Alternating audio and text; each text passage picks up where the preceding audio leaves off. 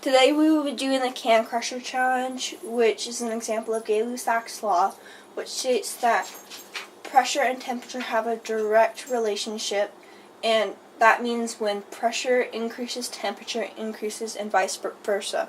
For this experiment, you will need cans, a measuring cup, water, tongs, goggles, since we'll be dealing with heat, cold water, which you may need ice for, and you also will need a heat source. So this graph shows that temperature and pressure in Gay-Lussac's law has a direct relationship. The downward slope right after the upward slope shows exactly when the can was put into the cold water.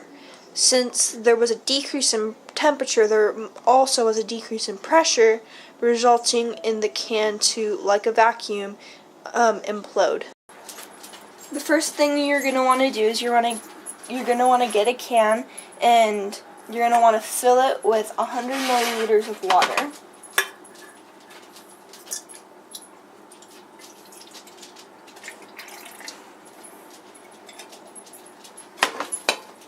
Then you're going to put the heat source onto about in between medium and high, and you're going to wait until steam comes out of the can. So once you take it off the burner, you need to put it quickly into the cold water, and what it's going to do is it's going to crunch. Like that. So we performed the can crusher experiment, which showed the direct relationship between pressure and temperature to form Gay-Lussac's law.